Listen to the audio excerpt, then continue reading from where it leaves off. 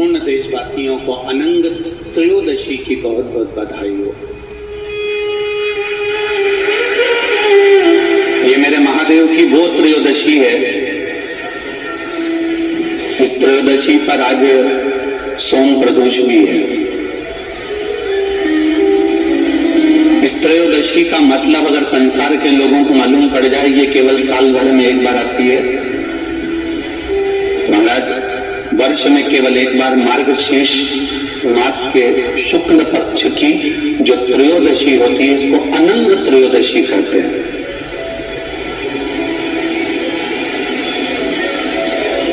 इस त्रयोदशी का महत्व,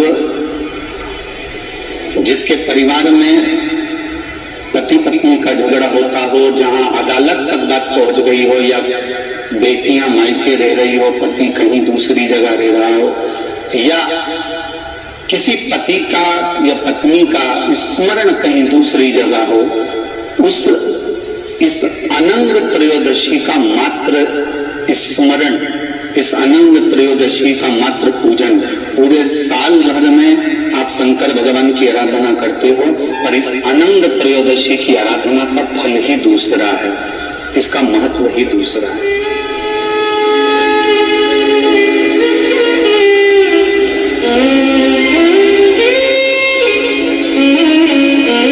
अनंग त्रयोदशी,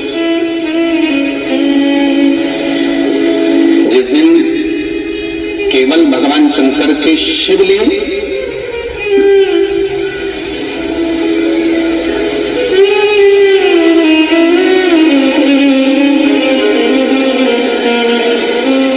जैसे ये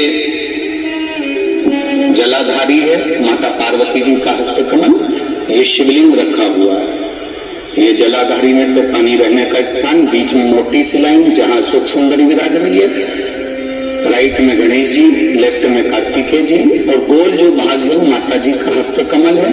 और ये जो शिवलिंग रखा हुआ है, ये शिव का स्वरूप है। जहां पर भगवान शंकर का शिवलिंग रखा हुआ है, उस स्थान पर आज अनंग त्रयोदशी के दिन मात्र जिस पति पत्नी का आपस में भेद चल रहा हो, अदालत में झगड़ा चल रहा हो, विवाद चल रहा हो, आपस में प्रेम समाप्त हो गया हो, एक दूसरे का सम्मान करना भूल गए हो, बात बात में झगड़ा करते हो, जरा जरा सी बात में मन मोटाव हो जाता हो, वो केवल एक कच्चे दूध की मात्र उंगली को भिंगाकर अगर जहां शिवलिंग रखा हुआ है वहां पर केवल कामदेव रति शिव और पार्वती का नाम लेकर मात्र उस कच्चे दूध की मात्र उंगली ही फेर देते हैं, तो उन पति पत्नी का जिंदगी में कभी विवाद नहीं हो सकता और कभी गलत मार्ग पर वो जा नहीं सकता।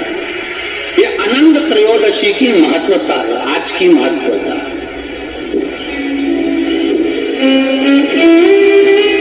केवल साल भर में एक दिन होता है जिस दिन भगवान अपने साड़ू भाई के साथ पूजाते हैं। केवल साल भर में एक दिन होता है जिस दिन महादेव कामदेव के साथ पूजाते हैं। केवल साल भर में एक दिन होता है अनंग त्रयोदशी का दिन, जिस दिन भगवान शंकर ने कामदेव को भस्म करा था, उसको अनंग कर दिया।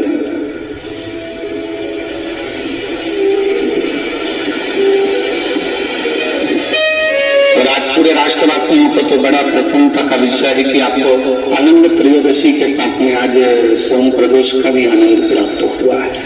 ये शिव की कृपा है, ये उसकी उदारता, ये उसकी करुणा। अनंग त्रयोदशी,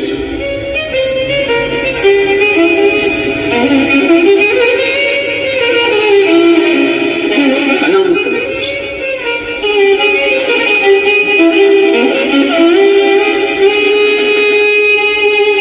के दिन जो 35 साल के हो गए,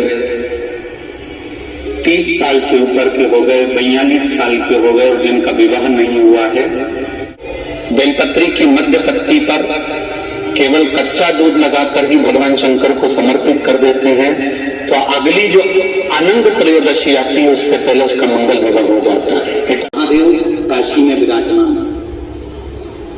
कौन से महादेव? जम के बोलिए जरा। बृहस्पतिश्वर महादेव काशी में विराजमान है, जो अंगूठी में पुखराज नहीं पहन सकते, जिनकी भाग्य रेखा उल्टी चल रही हो, बृहस्पति चमक ही नहीं रहा हो, जिस काम में हाथ डालते हैं वो काम पूरा ही नहीं होता हो। तो एक बार काशी जाना, बृहस्पतिश्वर महादेव का स्पर्श करना, उनका अभिषेक पूजन करना और उनका स्पर्श कर एक बेलपत्र ब्राह्मण देवता से मांग कर लेकर आ जाना कि इन बृहस्पतिश्वर महादेव से मुझे एक बेलपत्र दे दो। तुम्हें पुखराज पहना कि नहीं पहना, हीरा रतन माणिक पहना कि नहीं पहना, वो बेलपत्र इतना चमत्कार कर देगी कि जिंदगी में कभी संपदा की कमी आएगी ही नहीं। अगर बृहस्पति नहीं चमके तो बृहस्पतिश्वर महादेव, जहां पर बैठकर बृहस्पति भगवान ने शंकर भगवान की आराधना करी है, रोज गंगा जल जाना, गंगा जल लेकर आना, शिव जी की आराधना करना, एक शिवलिंग का निर्माण करना, उसकी आराधना में बृहस्पति भगवान डूब गए, उसकी आराधना में बृहस्पति महाराज निरंतर लग रहे और इतनी आराधना बृहस्पति महाराज ने करी, इतनी आराधना करी बृहस्पति महाराज ने कि शंकर भगवान सामने प्रकट हो गए। मांगो बृहस्पति तुमको क्या चाहिए? कुछ नहीं, केवल आपका भजन, नाम रख दिया, तुम्हारा नाम बृहस्पति रहेगा। बृहस्पति भगवान का एक नाम बृहस्पति भी रख दिया और तुम साधारण नहीं रहोगे। तुमने मेरी आराधना करी है तो देवताओं के गुरु बनकर विराजमान हो। अब अभी तक 2 भार इंद्र के पास में थे, बहुत ध्यान देकर समझना। 2 भार थे इंद्र के पास। इंद्र देवताओं के गुरु भी बनकर बैठे थे। बृहस्पति की जगह पूर्व में इंद्र ही देवगुरु का पद संभाला और देवराज का पद भी इंद्र के पास में था। कौन कौन से पद थे? जम के बोलो जरा। पहला पद देवराज इंद्र का, दूसरा पद देवगुरु, देवगुरु का पद भी इंद्र के पास में था और देवराज का पद भी इंद्र के पास में था। इंद्र के पास में 2 सत्ता थी, एक देवराज इंद्र थे और दूसरे गुरु का पद भी इंद्र के पास में था। देवताओं के गुरु बनकर इंद्र घूम रहे थे। और अब उल्टा हो गया, शंकर भगवान ने बृहस्पति महाराज को देवगुरु बना दिया। अब जैसे देवगुरु बनाया तो इनका इंद्रदेव का मुंह, अरे बोलो तो तुम ऐसा हो गया, कुर्सी उतरी, मुंह बदला। जब सौभाग्यवती नारी गोदी में, ये सती मैया के प्रसंग से ये प्रसंग है, ध्यान देना मारो, बहुत बहुत स्मरण में रखिएगा। आपके कोई पूछे तो आप लोगों को जवाब देने में दिक्कत नहीं आएगी और आप उससे स्मरण करेंगे।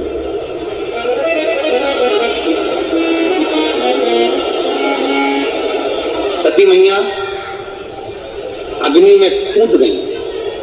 द्रौपदी के पवित्रता से सती मैया के अग्नि कुंड में कूदने से और माता पार्वती के प्रागट्य से और पार्वती जी के मंगल विवाह से शिव जी के साथ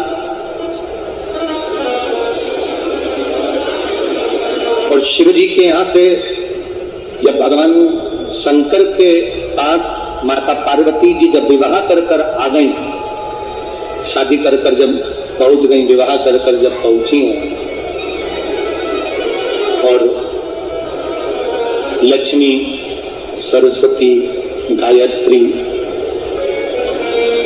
इंद्राणी, ये सभी देवियां जब कैलाश धाम पर एकत्रित हुई,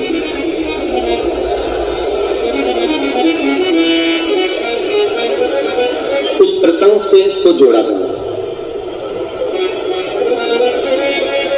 सती मैया क्रोध की अग्नि में यज्ञ कुंड के अंदर जाकर कूद जाती हैं और उनको श्राप लग जाता है कि तुम किसी कामना के वश अगर हम दीप लगा रहे हैं या हमारे मन में कोई भाव उत्पन्न है और हम बाबा से कहना चाहते हैं कि बाबा मेरा ये कार्य है आप पूर्ण करिएगा, तो फिर शिव मंदिर में भी लंबी बाती का दीप आप प्रदोष या सोमवार की अष्टमी या सोमवार या आप शिवरात्रि को बाबा से निवेदन कर लगा सकते। हाँ, विशेष जब कोई एक बहुत बड़ी बात हो और आपके कार्य में कहीं अटकल हो रही हो, तो एक ही दीप में दो बाती, शिव और शक्ति, लंबी बाती बनाई, शिव और शक्ति के नाम से दो बाती एक साथ एक दीप में भी